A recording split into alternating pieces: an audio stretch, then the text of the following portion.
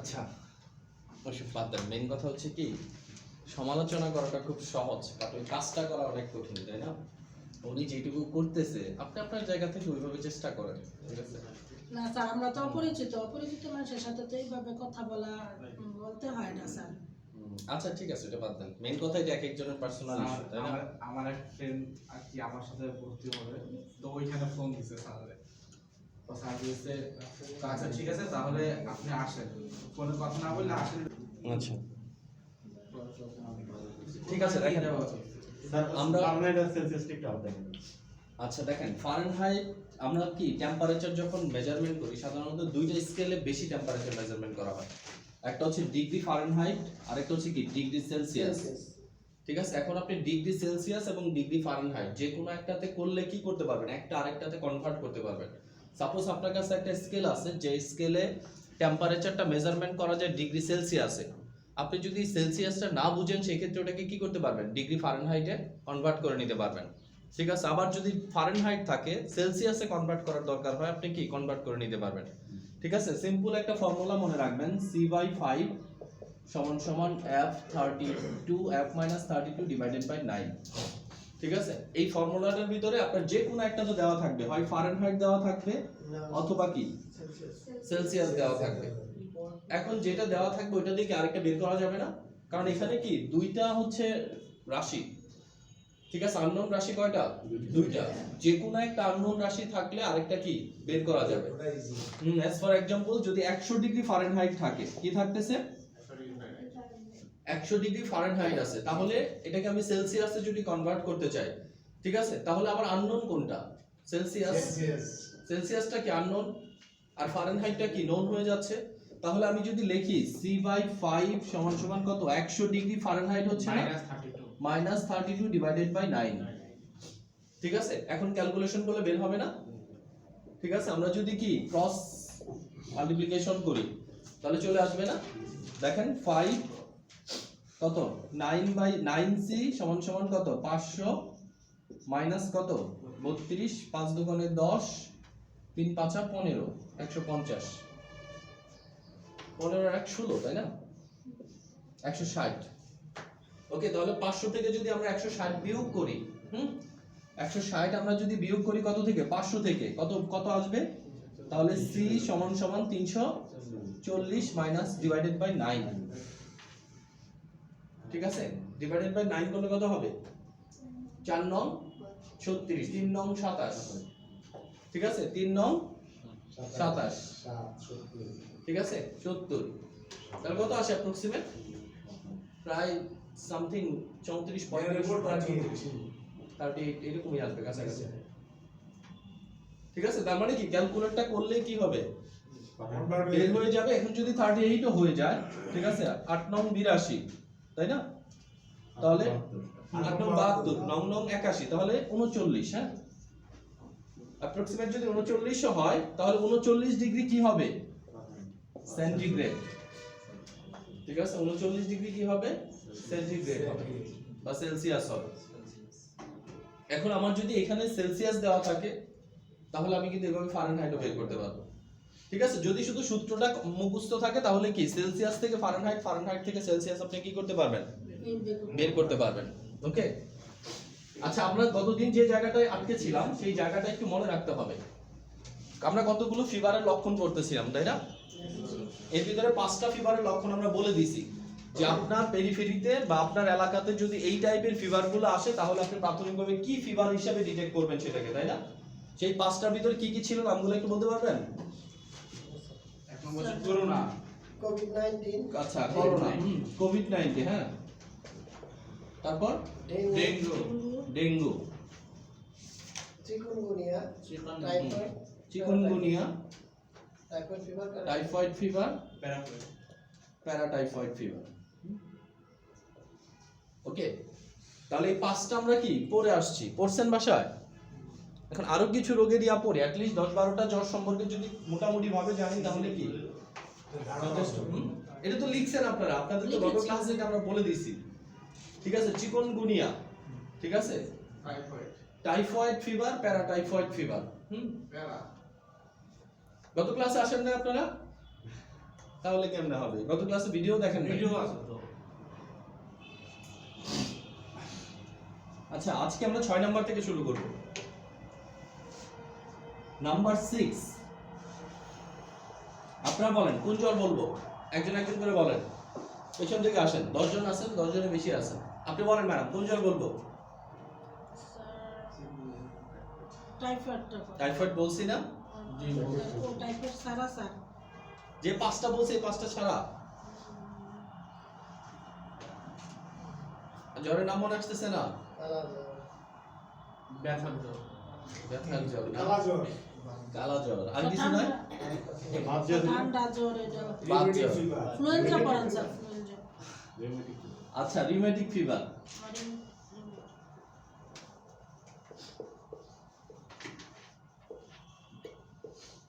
Rheumatic ফিভারের Bangla হচ্ছে কি? বাত জ্বর। কি? বাত জ্বর। আচ্ছা, বাত জ্বরের প্রাথমিক লক্ষণগুলো যদি স্পেসিফিক ভাবে বুঝতে চান তাহলে রোগীকে একটু ভালো করে খেয়াল করতে হবে। ঠিক আছে, খেয়ালের ভিতরে কি কি করতে হবে? 1 নাম্বার, রোগীর কি জ্বর আছে কিনা। হ্যাঁ, জ্বর কত ডিগ্রি? 102 থেকে 104 ডিগ্রি ফারেনহাইট পর্যন্ত প্রাথমিকভাবে কি করতে পারে? উঠতে পারে। জ্বরের সাথে কি থাকবে রোগীর? গলা ব্যথা থাকবে। ঠিক আছে, জ্বরের সাথে গলা ব্যথা বা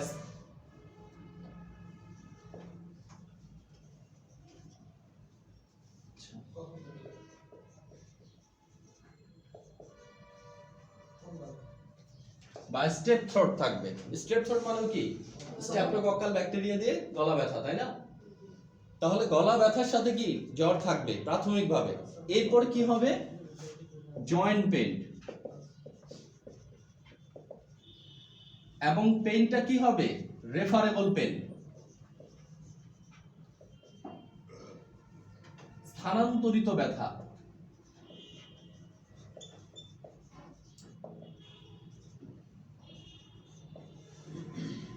ঠিক আছে, এই লক্ষণগুলো আমরা একটু দেখবো। 1 নাম্বার জ্বর থাকবে, জ্বরের সাথে প্রাথমিকভাবে কি থাকবে? গলা ব্যথাটা থাকবে, তার সাথে কি থাকবে? জয়েন্ট পেইন থাকবে। এবং এই জয়েন্ট পেইনটা কি হবে? হ্যাঁ, রেফারেবল হবে, অর্থাৎ এক জয়েন্ট থেকে অন্য জয়েন্টে কি হবে? পেইনটা ছড়াবে। ঠিক আছে, তাহলে ব্যথা আজকে এই জয়েন্টে দেখলেন, 2-1 দিন পর এই জয়েন্টে ব্যথা নাই, তখন আবার এই জয়েন্টে ব্যথা শুরু হবে। এই জয়েন্টে ব্যথা নাই, কয়েকদিন পরে কি এই জয়েন্টে ব্যথা শুরু হয়ে যাবে। তার মানে ব্যথাটা কি হবে? স্থানান্তরিত ব্যথা, রেফারেবল পেইন হবে। তার সাথে কি জ্বর থাকবে? জ্বরের মাত্রা 102 থেকে 4 ডিগ্রির মধ্যে হতে পারে। এর সাথে কি প্রাথমিকভাবে যখন শুরু হবে কি স্টেপ থ্রোটের মাধ্যমে কি শুরু হবে? এটা একটা ব্যাকটেরিয়া জনিত রোগ। ব্যাকটেরিয়ার নাম হচ্ছে কি? স্ট্রেপ্টোকক্কাস পায়োজেন অথবা কি বিটা হেমোলাইটিকাস স্ট্রেপ্টোকক্কাস। তাহলে এই লক্ষণগুলো যদি কোনো জ্বরের রোগীর থাকে, আপনি কি বুঝবেন? এটা বাত জ্বর বা রিউমেটিক ফিভার। ঠিক আছে, তাহলে বাত জ্বরের রোগীদের কি লক্ষণ থাকবে?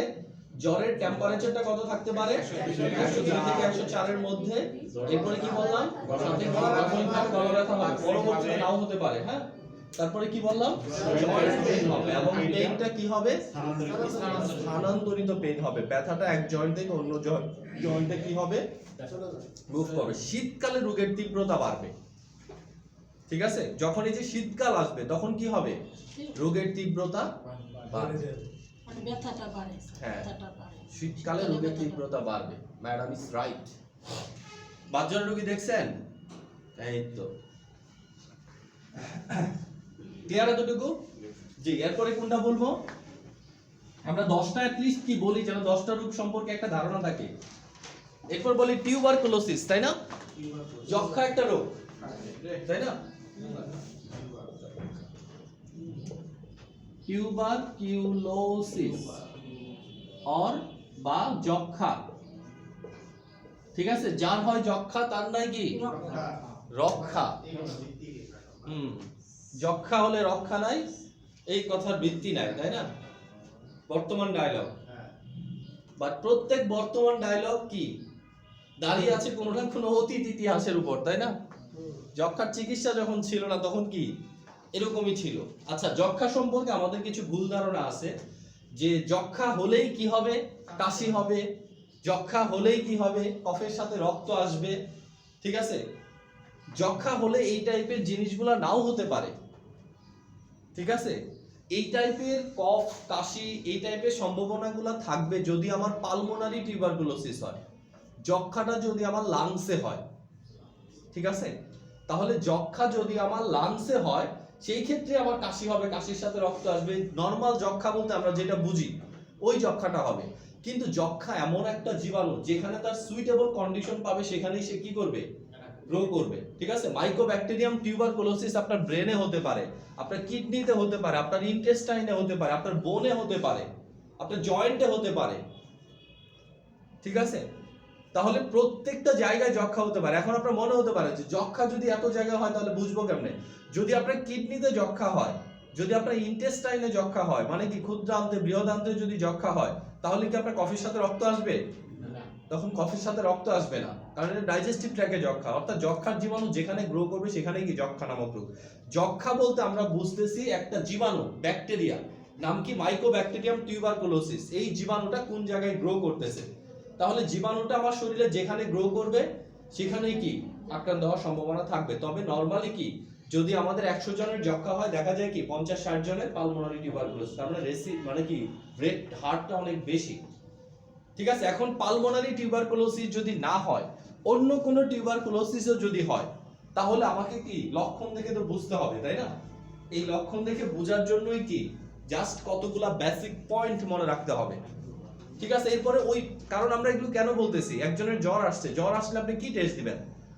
যক্ষার টেস্ট দিবেন, নিউমোনিয়ার টেস্ট দিবেন, নাকি ডেঙ্গুর টেস্ট দিবেন, না কিসের টেস্ট দিবেন? এটা তো ডিপেন্ড করবে তার জ্বরের যে বৈশিষ্ট্যটা আছে, তাই না, ওই বৈশিষ্ট্যটার উপর। কারণ কি জীবাণুগুলো আলাদা আলাদা না? জি স্যার। প্রত্যেকটা জ্বর কি একই জীবাণু দিয়ে হচ্ছে?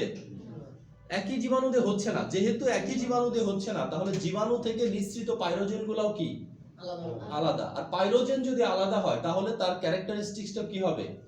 আলাদা হবে। যেমন আমরা টাইফয়েডের কথা বলছি, প্যারাটাইফয়েডের কথা বলছি, ডেঙ্গুর কথা বলছি, সবগুলোই জ্বর না? কিন্তু কি জ্বরগুলো এমন লক্ষণগুলো আমরা বলছি যে লক্ষণগুলো দেখলে আপনি বুঝবেন এটা ডেঙ্গু, দেখলে আপনি বুঝবেন এটা কি টাইফয়েড। যদি আপনি 100% নাও বোঝেন, অ্যাটলিস্ট কি 80% 90% অনুমান করতে পারবেন যদি লক্ষণগুলো মাথায় থাকে যেটা এই টাইপের রোগ, এটা তখন নিশ্চিত হওয়ার জন্য ডাক্তার সাহেবরা কি দেয়? টেস্ট দেয়, তাই না? এখন আপনি যদি ডেঙ্গু রোগীর অ্যান্টিবায়োটিক খাওয়ানো শুরু করেন, চিকুনগুনিয়া রোগীর অ্যান্টিবায়োটিক খাওয়ানো শুরু করেন, টাইফয়েড রোগীরা বললেন 3 দিন রেস্ট নেন, একাই সেরে যাবে। ঠিক আছে, অথবা জ্বরের তীব্রতা দেখে আপনি পাগল হয়ে গেছেন, ইনজেকশন শুরু করছেন সেপ্ট্রিয়াকজন। আপনাকে আগে বুঝতে হবে যে আমি যে জ্বরের জন্য ইনজেকশনটা দিচ্ছি সেই জ্বরটা আসলে কি জ্বর। যদি না বুঝেন তাহলে তাড়াতাড়ি রোগীকে হসপিটালাইজ করেন। ঠিক আছে, আর যদি বুঝেন তাহলে কি দেখেন প্রাথমিকভাবে। ঠিক আছে, আচ্ছা যক্ষা রোগীর লক্ষণটা কি থাকবে? 1 নাম্বার, প্রথম লক্ষণটা হবে কি সিস্টেমেটিক লক্ষণ।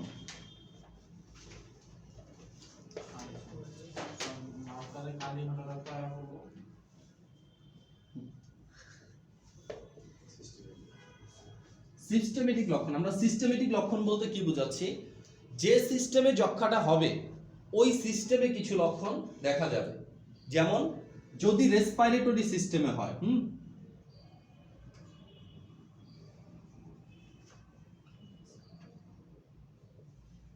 যদি রেসপিরেটরি সিস্টেমে যক্ষা হয় তাহলে কি হবে? রেসপিরেটরি সিস্টেম মানে কি শ্বাসতন্ত্র, শ্বাসতন্ত্রে যক্ষা হলে আপনার কি কাশি হবে, তাই না? স্যার আগে তো স্মোকিং করলে যক্ষা, স্মোকিং করলে তার যক্ষা হয় না। যক্ষা শুধুমাত্র তখনই হবে যে স্মোকিং করলে ক্যান্সার হতে পারে, তাই না?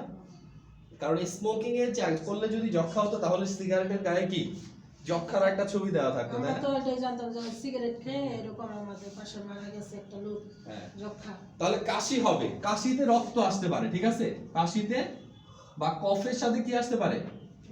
হ্যাঁ, কফের সাথে রক্ত আসতে পারে, ঠিক আছে? তাহলে রেসপিরেটরি সিস্টেমে যদি যক্ষা হয় কাশি হবে রোগী, ঠিক আছে? ক্রনিক কফ, কাশি ভালোই হচ্ছে না, এবং কিছুদিন পরে কি 3 সপ্তাহের বেশি কাশি হলে আপনাকে যক্ষা টেস্ট করতে হবে, একদম স্পষ্ট। যদি কোনো রোগীর 3 সপ্তাহ বা তার বেশি সময় ধরে কাশি থাকে, কন্টিনিউয়াস, বন্ধই হচ্ছে না, বিভিন্ন ওষুধ খেয়েছে, তাহলে তাকে অবশ্যই যক্ষার টেস্ট দিতে হবে। ক্লিয়ার এটা? ঠিক আছে, তাহলে 3 সপ্তাহের বেশি কাশি থাকাও যক্ষার একটা লক্ষণ, এটা সবসময় মনে রাখতে হবে। কাশি রোগী এটা- যদি বলে কাশি ভালোই হচ্ছে না, কতদিন থেকে কাশি? 3 সপ্তাহের বেশি, তাহলে কি মনটেক্স টেস্ট দিতে হবে, এমটি টেস্ট করে আসেন। স্যার এটা কি ওই টেস্টগুলো আমরা দোকানে বয়ে করতে পারবো না? সব কিছু দোকানে বই পাবেন, হসপিটাল গুলো তো বিক্রি করে দিতে হবে। আপনি যদি দোকানে সবকিছু করে ফেলেন তাহলে হসপিটাল, বড় বড় হসপিটাল গুলা, ডায়াগনস্টিক সেন্টার গুলা তো বন্ধ হয়ে যাবে। স্যার তাহলে হসপিটালের সাথে একটা ডিল করতে হবে যে এতগুলা রোগী পাঠাবো, কাশিটা কি তীব্র থাকবে? তার দিব, আপনার ডিল করতে হবে না, আপনি বসলে এমনি ওরাই আসবে ডিল করার জন্য। সত্যি স্যার? হুম? কাশিটা কি তীব্র কাশি থাকবে না নরমাল কাশি থাকবে? দেখেন, কাশিটা তীব্র হোক আর নরমাল হোক, কন্টিনিউয়াস কাশি যদি থাকে, যে প্রতিদিনই তার কাশি হচ্ছে, ঠিক আছে, এই কাশিটা 3 সপ্তাহের বেশি সময় ধরে হচ্ছে, ঠিক আছে, তখন আপনার কি সতর্কতা হিসাবে যক্ষার টেস্টটা দেওয়া উচিত। ঠিক আছে, সব সময় কাশবে এরকম না, নট নেসেসারি, বাট একটু ভারী কাজ করলে, একটু কি পরিশ্রমের কাজ করলে কাশি হচ্ছে, ঠিক আছে, যখনই শ্বাসটা আসতেছে তখনই রেসপিরেটরি সিস্টেম কাজ করতেছে, এখানে কি হচ্ছে, কাশি আসতেছে। তাহলে যখনই কাশি আসবে, 3 সপ্তাহের বেশি কাশিটা থাকবে, তখনই আপনাকে যক্ষার টেস্টটা দিতে হবে। ক্লিয়ার এটা এতটুকু? আর কাশির সাথে যদি রক্ত আসে তাহলে তো কি দিতেই হবে, কিছু করার নেই। আচ্ছা, এটা তো গেল কি রেসপিরেটরি ট্র্যাক্ট। যদি ডাইজেস্টিভ ট্র্যাকে হয়,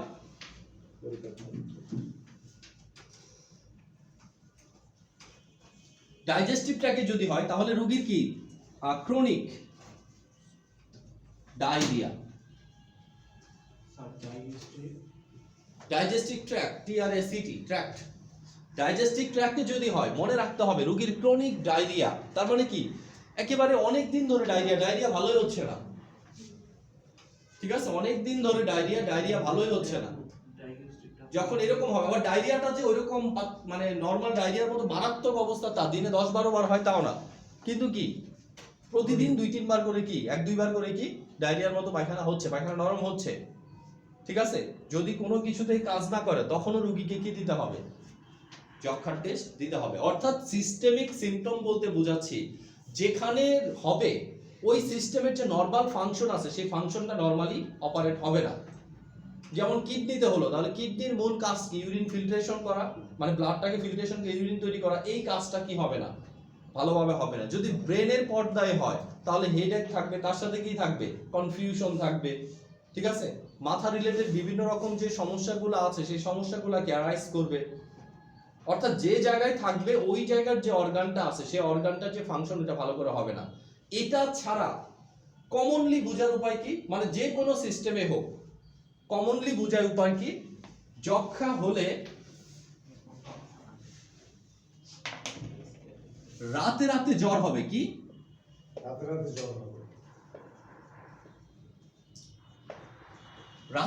জ্বর হবে, জ্বরের মাত্রা 100 থেকে 101 বা 102 ডিগ্রি ফারেনহাইট পর্যন্ত উঠতে পারে, খুব বেশি জ্বর না, কিন্তু রাতে রাতে কি প্রতি রাতেই তার জ্বর বয়।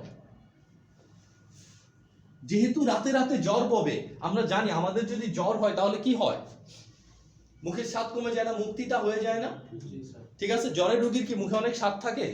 জ্বরের রোগীরা যদি বিরিয়ানি এনে দেন কোনো লাভ আছে? ঠিক আছে, কোনো টেস্টই পাবে না সে, তাই না? তাহলে যেহেতু রাতে রাতে জ্বর ববে তার কি মুখের স্বাদ কমে যাবে, মুখের স্বাদ কমে যাবে, ঠিক আছে, স্বাদ কমে যাওয়ার কারণে তার কি হবে, দুর্বল এবং রুগ্ন হয়ে যেতে থাকবে, শুকিয়ে যেতে থাকবে, হ্যাঁ, দুর্বল এবং শুকিয়ে যেতে থাকবে। যে কোনো সিস্টেমিক ক্রিয়া হোক, টিউবারকুলোসিস হোক, ঠিক আছে, আপনার কি কিডনিতে হোক, ব্রেনের কভারিং এ হোক, অথবা কি ইন্টেস্টাইনে হোক, অথবা কি লাংসে হোক, তাহলে লাংসে হলে তো কাশি থাকবে, কাশির সাথে কি থাকবে, রাতে রাতে জ্বর ববে, স্বাদ কমে যাবে, শরীর খেতে পারবে না, শরীর দুর্বল হয়ে যাবে, শরীর কি হবে, শুকিয়ে যাবে, শরীর কিছুটা কালচেটে বর্ণ ধারণ করতে থাকবে, ধীরে ধীরে শরীর কি হবে, কিছুটা ওই যে দুর্বল হয়ে গেলে অ্যানিমিয়া শো করবে, কালচেটে বর্ণ ধারণ করা কি শুরু করবে, ঠিক আছে। যদি এই জিনিসগুলা কারোর ভিতরে থাকে এবং তার সাথে কোনো অর্গান রিলেটেড কি প্রবলেম থাকে, যেমন ক্রনিক ডায়রিয়া, রেসপিরেটরি ক্রনিক কাশি, ঠিক আছে, ক্রনিক কফ, তাহলে রোগীকে অবশ্যই কিসের টেস্ট দিতে হবে, চিন্তা করতে হবে রোগীর যক্ষা হতে পারে, ঠিক আছে। তাহলে একটা হচ্ছে সিস্টেমিক, যদি কোনো সিস্টেম আক্রমণ করে ওইখানে তো প্রবলেম হবেই, তার সাথে কি কমনলি শরীরে কিছু সিম্পটম দেখা যাবে, এই কমন সিম্পটম গুলা দিয়ে আপনাকে কি আপাতত যক্ষার কথা চিন্তা করতে হবে। ওকে। এরপরে কি আছে নিউমোনিয়া, তাই না?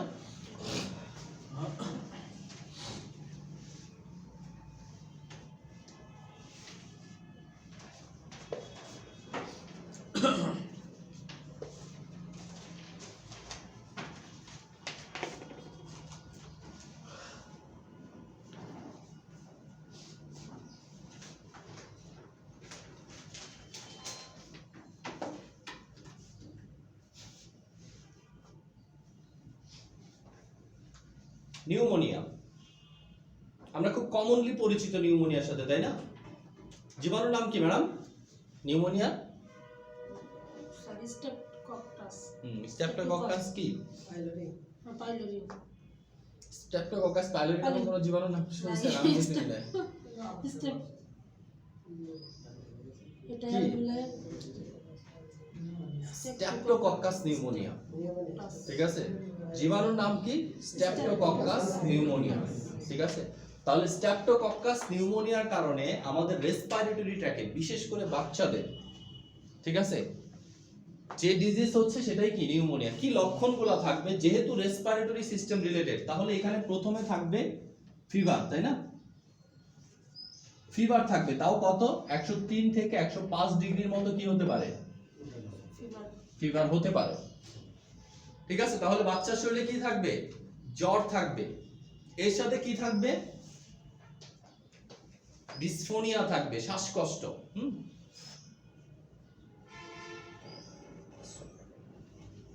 বা শ্বাসকষ্ট,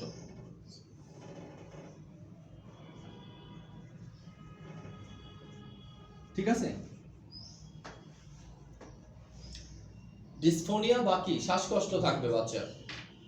কারণ কি নিউমোনিয়াটা আক্রমণ করে কাকে? আমাদের যে লাংসের ভিতরে কি থাকে? অ্যালভিউলাই গুলো থাকে, তাই না? লাংসের অ্যালভিউলাই গুলোর ভিতরে কি করে? ফ্লুইড জমে যায়। কি হয়? ফ্লুইড জমে যায়। যখন এই লাংসের অ্যালভিউলাই গুলোর ভিতরে ফ্লুইড জমে যায় তখন কি হয়? অক্সিজেন এবং কার্বন ডাই অক্সাইডের যে আদান প্রদানটা হতো, যে রক্ত থেকে কি অক্সিজেনটা চলে আসবে রক্তের মধ্যে, কার্বন ডাই অক্সাইডটা চলে যাবে কোথায়? লাংসে। এই আদান প্রদানটা হয় না, কি ঠিক আছে? রেসপিরেটরি সিস্টেমে কোনো বাধা না থাকতেও কি হয়? প্রচন্ড রকমের শ্বাসকষ্ট শুরু হয়, লাংসে পানি আসার কারণে, এবং এই শ্বাসকষ্টে চেস্ট মুভমেন্টটা অনেক বেড়ে যায়, ঠিক আছে? পেটটা নিচের দিকে নেমে আসবে, বুকটা কি ওঠানামা খুব দ্রুত করবে, ঠিক আছে? তাহলে শ্বাসকষ্ট হবে, চেস্ট মুভমেন্ট অনেক বেশি হবে, ঠিক আছে? দেখে বোঝা যাবে কি যে রোগীর মনে হবে কি অক্সিজেনটা তো লাংস পর্যন্ত যায়, লাংস থেকে কি ভিতরের দিকে যাচ্ছে না। যদি এটা সিভিয়ার কন্ডিশনে থাকে রোগীর শরীর কি হয়ে যেতে পারে? কিছুটা গায়ে যখন প্রচন্ড জ্বর থাকে, জ্বর থাকলে কি কিছুটা, অর্থাৎ কি বলবো এটাকে, মানে রক্তিমা বা পুড়ে যাওয়া একটা ভাব কি স্কিনের ভিতরে চলে আসতে পারে। তার সাথে কি সায়ানোসিস হতে পারে। সায়ানোসিস মানে কি? অক্সিজেনের অভাবে বিভিন্ন জায়গায় নীল হয়ে যেতে পারে বাচ্চার, ঠিক আছে? নিউমোনিয়া বাচ্চার, নিউমোনিয়ার সাথে যদি ব্রঙ্কাইটিস থাকে, নিউমোনিয়ার সাথে যদি কি থাকে? ব্রঙ্কাইটিস থাকে, তাহলে কিন্তু এটা কি শিশু মৃত্যুর একটা গুরুত্বপূর্ণ কারণ, ঠিক আছে? আপনি দেখলেন আপনার জ্বর আছে, তার সাথে কি ঠিক আছে শ্বাসকষ্ট আছে, আর শ্বাসকষ্ট থাকলে কাশিটা অটোমেটিক ভাবে থাকবে, ঠিক আছে? শ্বাসকষ্টের সাথে দেখবেন যখনই একটা রোগীর অ্যাজমার সমস্যা হচ্ছে, শ্বাসকষ্ট হচ্ছে, তখনই কিন্তু তার কাশি হবে, ঠিক আছে? কারণ কাশিটা আমাদের রিফ্লাক্স। কাশি কি করবে? যে শ্বাসকষ্ট হচ্ছে তার মানে কি বুকের ভিতর কিছু জমে আছে, কাশি চাবে কি এটাকে বের করে সেটাকে আরাম দিতে, রিলিফ দিতে। কফের সাথে যখন একটু কি স্পুটাম বের হবে তখন কিন্তু কি রোগী একটু ভালো বোধ করবে, তাই না? ঠিক আছে, তার মানে যখন তার শ্বাসকষ্ট থাকবে তখন কি কাশিও থাকবে।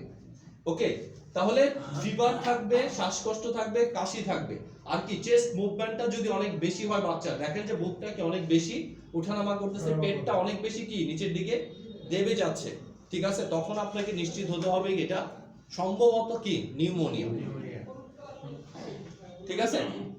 তাহলে নিউমোনিয়া বোঝার উপায় কি? জ্বর তো থাকবেই কমনলি, তার সাথে শ্বাসকষ্ট থাকবে এবং কি চেস্ট মুভমেন্ট অনেক বেশি থাকবে, পেটটা কি হবে নিচের দিকে নেমে যাবে, চেস্টটাও উপরের দিকে বেশি উঠে যাবে, ঠিক আছে? শ্বাসের কষ্টের কারণে এটা। ওকে, কাশি তো থাকবে কমনলি, ঠিক আছে? তাহলে যদি নিউমোনিয়া হয় রেসপিরেটরি সিস্টেমের একটা কমন রোগ, যে জ্বর থাকবে, তার সাথে শ্বাসকষ্ট থাকবে, শ্বাসকষ্টের ধরনটা হবে চেস্ট মুভমেন্ট বেশি হবে, পেটটা কি নিচের দিকে কিছুটা দেবে যাবে, ঠিক আছে? এটা মনে থাকবে না?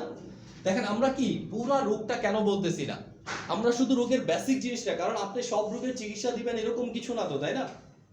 আপনি অ্যাটলিস্ট যেন রোগটাকে আইডেন্টিফাইড করতে পারেন, ঠিক আছে, করে যেন বলতে পারেন নিউমোনিয়া, হসপিটালে পাঠালে যেন কি হসপিটালে বলে কি যে নিউমোনিয়া, ঠিক আছে, তাহলে এখানে আপনার গ্রহণযোগ্যতা কি বাড়বে, ঠিক আছে। আপনি বড় কোর্স করলে স্বাভাবিকভাবে এইসব রোগের কি প্রাথমিক চিকিৎসাগুলা করতে পারবেন, কিন্তু এলএমএফ কোর্সে আপনি কি রোগগুলাকে চিনে যদি খালি সঠিক জায়গায় পাঠাতে পারেন, এটাই আপনার কি ক্রিয়েটিভিটি অনেক, ঠিক আছে। একটা সঠিক পরামর্শ একটা রোগীর জীবন বাঁচানোর জন্য যথেষ্ট, ঠিক আছে। আর এই সঠিক পরামর্শটা দিতে পারবে কে? যার এই রোগ সম্পর্কে কি আছে, আইডিয়া আছে, ঠিক আছে। কয়টা হলো? স্যার সবসময় তো বড় কোর্স কম স্যার, কিন্তু নাম তো কম না, বড় কোর্সের নামটা কি? আগে ছোট কোর্স করেন। এই আমার নেক্সট, এর মধ্যে কথা বললে কি হবে, শুধু টাইম পেয়ে যাবে, আপনাদের টাইম তো সারা দিনের জন্য না, তাই না? এরপরে ব্যাচ এসে বসে থাকবে, লসটা আপনারই। যদি কিছু জানতে ইচ্ছা করে আমার সাথে পরে কথা বলে জানবেন। নেক্সট কি হচ্ছে, আরেকটা রোগের নাম বলেন। আচ্ছা, চিকেন পক্স। হ্যাঁ, পক্স তো আমরা চিনি, তাই না? বসন্ত নাম শুনছি না রোগের, ঠিক আছে। একটা হচ্ছে কি জল বসন্ত, তাই না? আরেকটা কি গুটি বসন্ত।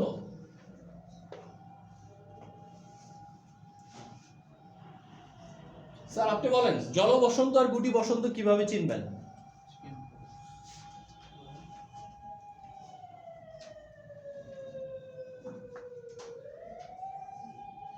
স্যার আমি তার মানে আপনার গত ক্লাসটা লস হয়ে গেছে পুরো। স্যার চলো ম্যাডাম বলেন জল বসন্ত আর গুটি বসন্ত কিভাবে চিনবেন? স্যার প্রথমে তো স্যার জ্বর থাকবে, তারপরে শরীরের মধ্যে ছোট ছোট হবে স্যার, গুটি। স্যার ভালোভাবে বলতে পারতেছি না স্যার একটু এটা পড়তে হবে। গত ক্লাস বলছিলেন স্যার জল বসন্ত হচ্ছে স্যার ছোট ছোট হবে, পানি থাকবে? জ্বর থাকবে, বড় বড় হবে, কম হবে। জলবসন্তটা একটু জল থাকবে সাথে এবং বড় আকারের হবে। বড় আকারের। এবং একটু বড় বড় হবে, দূরত্বে আসবে। আর গুটি বসন্ত হলো স্যার ক্ষুদ্র ক্ষুদ্র অনেকগুলি গামাসির মতো থাকবে। আচ্ছা দেখেন, প্রথম কথা হচ্ছে কি, এটা একটা ভাইরাল ফিভার, তাই না? প্রথমে মাস্ট বি এখানে কি থাকবে, জ্বর থাকবে, এবং জ্বরের মাত্রাটা 101 থেকে 103 এর পর্যন্ত সর্বোচ্চ কি যাওয়ার সম্ভাবনা আছে, ঠিক আছে। তাহলে প্রথম থাকলো কি জ্বর, ঠিক আছে। 1 থেকে 2 দিন জ্বর বওয়ার পরে শরীরে ইরাপশন দেখা দেবে, অর্থাৎ কি ছোট ছোট গুটি দেখা দেবে। এই গুটির লক্ষণ দেখেও আপনি কি নির্ণয় করতে পারবেন যেটা জল বসন্ত না চিকেন পক্স না স্মল পক্স, একটা। আর 2 নাম্বার, গুটি যখন শুকায় যেতে থাকবে তখন আপনি নির্ণয় করতে পারবেন এটা কি স্মল পক্স না চিকেন পক্স, ঠিক আছে। তাহলে জ্বরের পরে কি ঘটনাটা ঘটবে, যদি গুটিগুলো শরীরে বেশি হয়, সাইজটা একটু বড় হয়, গুটিগুলো কোথায় হয়, শরীরে অনেক বেশি উঠে, সাইজটা কি একটু বড় সাইজের, ভিতরে কি পানি থাকবে, পাতলা লেয়ার থাকবে, ঠিক আছে, ভিতরে কি থাকবে, একটা লেয়ার পাতলা থাকবে। যদি এগুলো থাকে তাহলে কি হবে, এটা জল বসন্ত, ঠিক আছে। তার মানে জল বসন্তের গুটিগুলা বেশি কোথায় উঠে, শরীরে বেশি উঠে, এবং সাইজটা একটু বেশ বড় সাইজের হবে, ঠিক আছে। এবং উপরের যে লেয়ারটা থাকবে, যার ভিতরে পানিটা থাকবে, এটা বেশ পাতলা হবে, লেয়ারটা বেশ পাতলা হবে। আর যখনই আমরা স্মল পক্স বলবো, প্রথম থেকে আমরা বুঝবো এটা কি শরীরে তুলনামূলক কম হবে,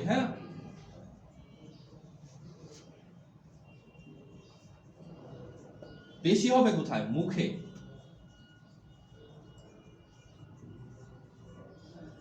ঠিক আছে। মুখে গুটিগুলো কি উঠবে, বেশি উঠবে, পুরা মুখ কি ছেয়ে যাবে, এবং গুটিগুলা সাইজে কি হবে, একটু ছোট হবে, এর উপরের স্কিনের লেয়ারটা কি একটু পুরো হবে, ঠিক আছে। তার মানে একটা গুটি যদি এইরকম হয়, আরেকটা কি হবে এইরকম, একটু পুরো হবে, তার সাথে কি সাইজে একটু ছোট হবে আর একটু কি বড় হবে, হালকা কি পাতলা হবে এটা স্কিনের দাগটা লেয়ারটা।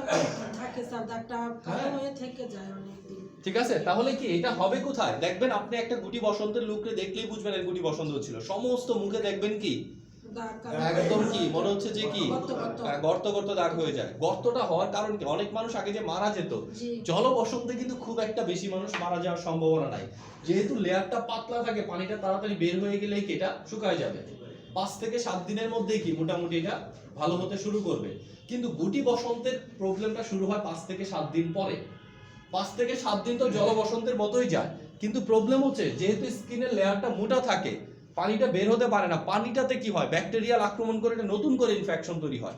নতুন করে ইনফেকশন তৈরি হলে আবারও সিরিয়াস জ্বর তৈরি হয়। আর এখানে যখন ইনফেকশন হয়, ফুরা হলে বা ঘা হলে যেরকম ফেটে ওঠে না, ওই জায়গায় কি মাংসগুলা ফেটে যায়, মাংসগুলা কি মনে হয় ছিঁড়ে ছিঁড়ে পড়ে যাবে। ঠিক আছে, আগে মানুষ কি করতো, কলা পাতার উপরে শোয়াই রাখতো, নদীতে ভাসায় দিত, কত কাজ করতো। জি ঠিক আছে, তাহলে এটা একটা কি, প্রথমে দুইটাই ভাইরাল ফিভার, একটা হচ্ছে ভেরিসেলা জস্টার, একটা হচ্ছে কি ভেরিওলা ভেরা, দুইটাই ভাইরাল ফিভার। বাট ভাইরাল ফিভারটা গুটি বসন্তটা মোটা স্কিনের লেয়ার হওয়ার কারণে পরবর্তীতে কি ব্যাকটেরিয়া দিয়ে আক্রান্ত হয়ে ইনফেক্টেড হয়ে যায়। আর গুটি বসন্ত চেনার উপায় কি, গুটিগুলো হবে তুলনামূলক ছোট এবং মুখে কি হবে, বেশি হবে। আর জল বসন্তের ক্ষেত্রে কি হবে, সারা শরীরে হবে। হ্যাঁ মুখে তুলনামূলক কম হবে, 2, 4, 5, 7টা হবে, 10টা হবে, কিন্তু কি শরীরে একদম ভরে উঠবে। ঠিক আছে, আর এখানে শরীরে তুলনামূলক ভাবে কি কম উঠবে, বাট মুখ দিয়ে কি একেবারে ভরে যাবে। ঠিক আছে, প্রবলেমটা আরেকটা হবে, গুটি হ্যাঁ 5 দিন বা 7 দিন পরে জল বসন্ত তো শুকায় যাবে, গুটি বসন্তের সম্ভাবনা থাকে কি নতুন করে ইনফেকশন হয়ে কি হয়, আবারও মারাত্মক অবস্থা তৈরি হয়, আবার নতুন করে জ্বর আসা। ঠিক আছে, এই কন্ডিশনটার জন্যই কি, মানে এই কন্ডিশনটা মৃত্যুর কারণ। ঠিক আছে, বাট এখন তো আর ওইভাবে দেখা যায় না, তাই না? এখন আমরা কি একেবারে বেসিক হেলথ এডুকেশনটা মোটামুটি আগের থেকে অনেক ভালো না? ঠিক আছে, আপনারা আমাদের একেবারে প্রত্যন্ত এলাকায় চিন্তা করেন, একটা এলাকাতে যদি 20 জন লোক থাকে যারা এই গুটি বসন্ত জল বসন্ত সম্পর্কে জানে, তাহলে বলেন গুটি বসন্ত জল বসন্ত কিভাবে হবে?